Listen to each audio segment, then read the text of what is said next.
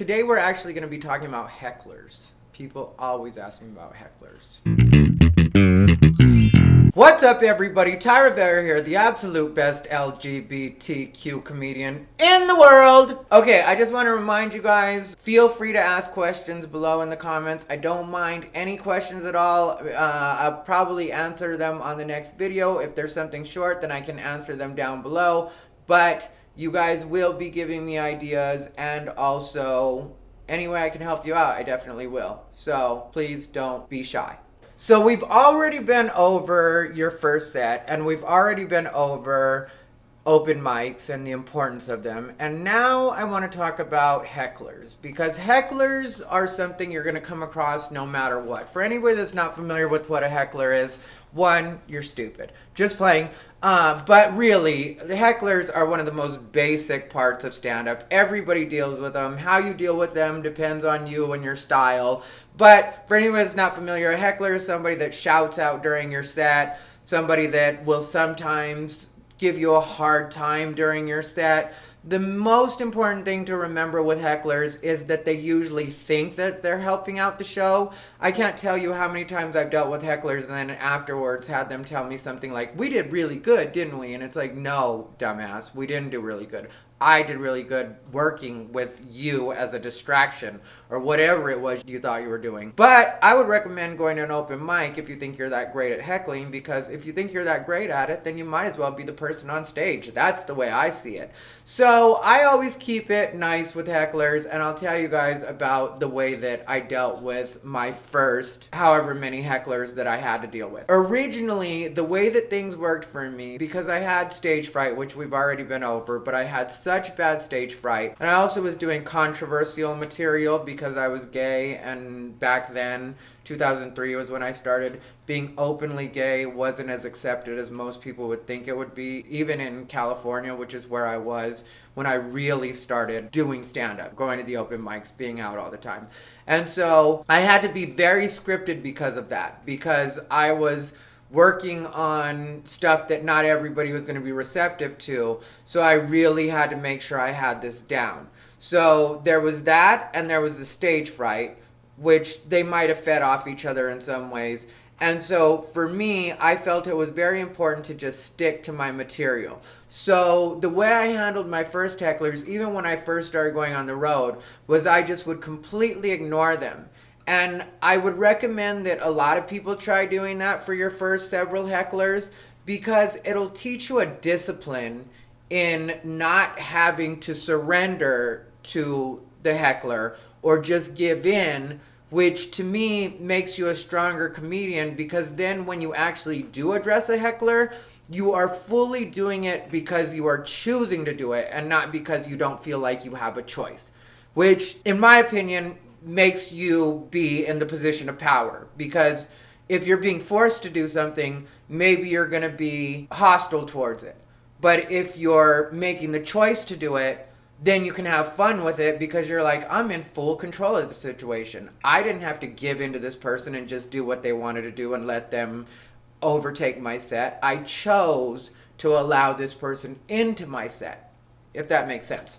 So that's the way I see it when it comes to first handling hecklers. I would say, unless it's something you really cannot avoid, which I've had those situations happen too, and we'll talk about that in a minute, I would say to just ignore them and just plow through. Just pretend like you don't hear them. That's what I did for my first several, like I said. And it was so great because it showed the audience that I was in full control of the room, because I just didn't give in. I just kept going. And yeah, you would hear them, but you just didn't address it at all. And it made them feel like a crazy person, and then they just gave up.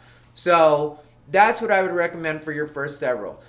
Once you decide to engage the heckler, to me, that's you making the choice to turn that heckler into crowd work, which for anybody that's not familiar with crowd work, that's exactly what it sounds like. It's just playing with the crowd, having a good time with the crowd. I would recommend making sure that people know that you're having fun. I've seen people really lose it on hecklers, and they'll lose the entire audience, when if they had just been a little bit patient and had fun with it, and then really decided that that person was worthless, which is something I've decided at different points. Because there's hecklers that yeah, I don't consider them to really help out the show. I don't need their help. But at the same time, I can make some genius shit happen with hecklers. Anybody that's seen me work with the heckler, which is a lot of people, or people that have seen me do crowd work, know that that's one of the places that I really shine. It's just one of the things that I'm really good at is in the moment stuff. I feel like that's the magic of stand up. And some people wouldn't agree with me on that, but I personally feel like the magic is letting you guys see me actually make it. Not the stuff that I wrote at home, which is always going to be great, but the magic is showing you the in the moment. And not only is that the magic for me, it's also what will make it special for audience members at this point, because they can always be like, I was at the show where you had the guy that was such and such, or I was at the show where you said that one thing to that one lady. So keep it fun. Remember that you can relax into it and trust. If you're really a funny person and you're really a confident person, you can trust in the fact that you'll make something good out of it.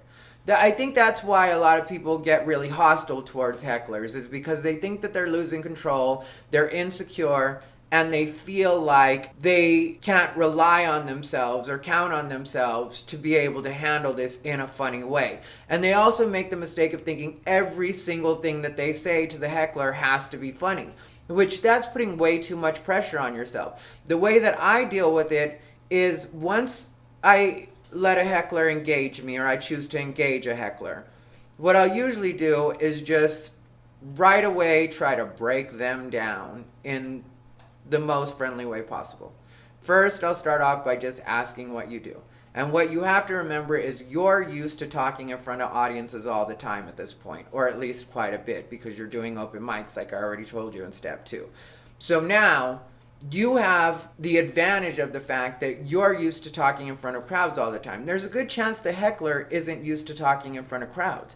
And so you're gonna win this situation, but you gotta start off kind of chill and just be like, hey, where are you from? That kind of thing. Like, I'll usually start off with that, and then I'll just give them enough rope to hang themselves. And usually within 2 or 3 quick back and forths, with me just like, what do you do for a living? And then see where that naturally takes me. And then, are you here by yourself, or are you with somebody? Like, I'll do fact-finding questions, and then I'll find a way to shit on them, which is what the audience wants to see. They want to see me shit on them, which, if I'm fun about that, nobody cares. The heckler loves you. The audience loves you. It's great. Sometimes the heckler goes on too long. When a heckler goes on too long, and you put up with them and you've been fun, you'll find that if you decide to get angry with them, or just kind of like assertive with them and be like, your part is done. I tell people that all the time when they won't stop. I'm like, your part is done. We had our fun. I'm done with that. And if they try to go on, then I will kind of lose it sometimes.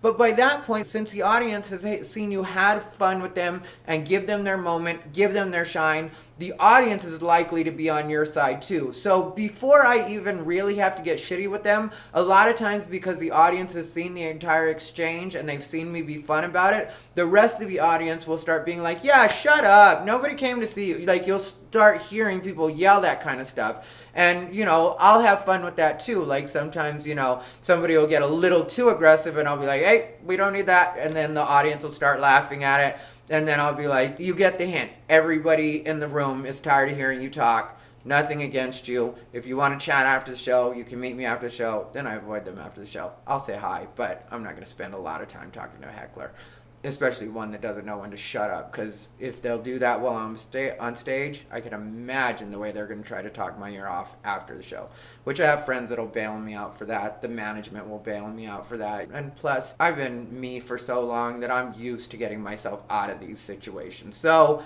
I am fully in control of what happens after the show as well. So the main things to remember when dealing with hecklers is exercise the discipline of not having to allow the heckler to overtake your set for your first several sets. Anytime a heckler chimes in, just ignore them. That's just a tip from me, so that, like I said, you stay in control and you feel like the heckler, at any time you decide to engage them, you are choosing to engage them and they are not overtaking your show. 2, don't get angry with the heckler right away. A lot of times they think they're helping even if they're not. 3, don't make the mistake of thinking everything that you say to a heckler has to be funny. Not everything you say to a heckler has to be funny. Some things can just be fact-finding, informational, trying to find your way to the joke. And if you're confident, like I said, you will find the joke. Rely on yourself. Have faith in yourself that you will find the funny. So don't start panicking on any level. You just listen to them, be an engaged listener, be an active listener, and when you see that opening, you go for it. And the audience is going to love you. And like I said, if at the end, if after they've gone on or they've had their moment and you've given them their moment, don't worry about just being like, yeah, we're done. Your part is over, and you can find your own way of doing it. And you can keep it fun too. You would be surprised some of the things that I can get away with saying to hecklers. I call people assholes all the time. I call women the C word, and it's all allowed, and everybody has a good time with it, including the person that I'm doing it to or with, because I make it so everybody knows by my tone of voice and by the way that I'm acting that it's definitely me having fun and I'm not angry with anybody. So I can get away with saying almost anything. And I've never had a heckler, and I will not say never, because never is not a good word to say, because then it happens right after. But so far in my career, I haven't ever had anybody get aggressive with me, want to fight me, like that kind of stuff. I haven't had those situations with hecklers. I've had situations where I haven't handled it the best, and the audience has been like, yeah, well, now you're kind of an asshole. And they don't say that, but that's the way they treat it. They'll shut you out. They'll treat you like you're the outsider, because that's the other thing to remember in a lot of these heckling situations. In a lot of cases, you know, if you're a newer comic and you're performing in a bar or a coffee house, sometimes these are the regulars of the bar or the coffee house. So if you say anything too aggressive and too rude to them, the rest of the audience is going to be like, hey, actually, we know that person, and you're some outsider coming in doing stand-up when nobody asked you to do stand-up or nobody needs you to do stand-up, and maybe we paid for this show or maybe we're here for free, but either way, nobody needs you, and that's Bob or whoever, you know, our regular friend. So that's the other thing to remember when you're dealing with hecklers, is that sometimes you have to remember that you are the outsider. And in a lot of cases, to be honest, you're not doing anything genius enough that everybody should have to be completely quiet for it anyway. So take your ego out of it that way. And I'm not saying like you in particular. I don't know who's watching this right now, so don't take that personally. But that's one thing that I remind myself when it comes to hecklers, is that I'm not doing anything that the whole world has to see. And this is technically their Friday night, or their Saturday night, or whatever night of the week it is. This is their time. So unless I'm doing like a taping or I'm auditioning for something, because, you know, sometimes they'll do the auditions for, like, at one point we did the Arsenio, sometimes it's like Tonight Show, you know, stuff like that. So at that point, yeah, then you want to make sure that that's taken care of. But a lot of times the venue will take care of that because they know that this is a showcase. They'll also make announcements throughout the show that this is a showcase, so no heckling. And when it comes to a regular show, though, in a lot of cases, I feel like, yeah, I can shelve what I'm doing for right now to make sure that they enjoy their time and make this their show instead of being my show. Because at the end, if I'm the person that made everybody laugh, if I'm the one that's collecting the check, guess what? It's still my show. And I said I'd tell a story of one time that this happened to me, and I'll tell you guys really quick. What happened was, one night I was performing in McAllen, Texas, doing a place called Senile Ray. I was there with Chris Doran. Chris Doran, I brought him. He's my good friend. He's a comic as well. Super funny. I was new to headlining. And we go to this place, and Chris Doran is featuring for me, absolutely destroys it. And I'm backstage pissed off because I'm like, I didn't bring him for that. I brought him so he can warm these crowds up for me, but I didn't mean take over the whole show. And so in my head, I'm flipping out, but it's because I'm new and I'm not confident. But he absolutely destroyed it. So then I go out, and this audience will not take material from me. Never mind the fact that they just dealt with Chris, let him do his material. He didn't have the same experience I did.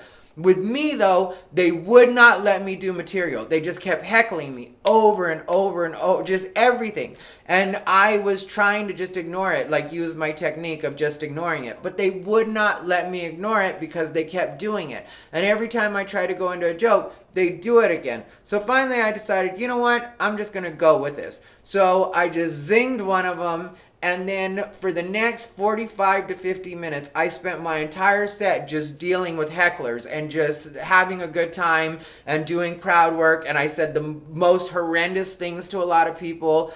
It was such a great set that by the end, when I left the stage, because the way that I left the stage, there was a part where the promoter was barking. I don't know what that was about, and very unprofessional. But seriously, the promoter was literally barking like a dog during my set at one point, and I didn't know that was him until afterwards when I was like, there was somebody barking, and he was like, yeah, that was me. And I was like, why would you do that? But whatever, it was what it was. So I leave the stage, and Chris Storin decides to peek out while the host is getting ready to close out the show and do the complete, any announcements he has to do or anything like that.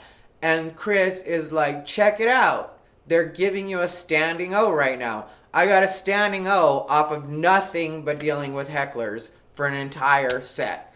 And so since then, it just became one of my things where I felt so confident in doing it that now I'll do entire sets that are nothing but crowd work where I choose to engage them sometimes. And with those, even though sometimes I have my reasoning for doing them that way, and sometimes it is kind of spiteful towards the club that I'm working for, to be honest. We'll talk about that one day. But as far as the audience goes, it's just like giving them a complete snowflake and being like, there you go. There's something that's completely special and just for you. So once you get it down, you will love it. But don't turn it into your whole thing because it's real. Well, let me not tell you what to do. But I'll just say when you're doing a taping or you're doing a special or any of that kind of stuff, usually they don't want crowd work because it's so hard to capture on camera and the way they'd have to mic the audience and stuff like that. So that's why you always want to be able to have an act. You want to be able to do both. A well-rounded comedian, in my opinion, is able to deal with hecklers, able to do crowd work, able to do material, able to do a mix of the two. And sometimes when you do too much crowd work or you're too good at dealing with hecklers, sometimes it's hard to even follow it with your own material and you're just stuck in that mode. But we can talk about that next time. I hope this gives you guys an idea of kind of how I deal with hecklers and what my mindset is. And if you guys have any questions, please do ask them. Trust me on this. I don't mind answering questions. So ask me questions anytime you want. Anyway, this has been Ty Rivera, the absolute best LGBTQ comedian in the world.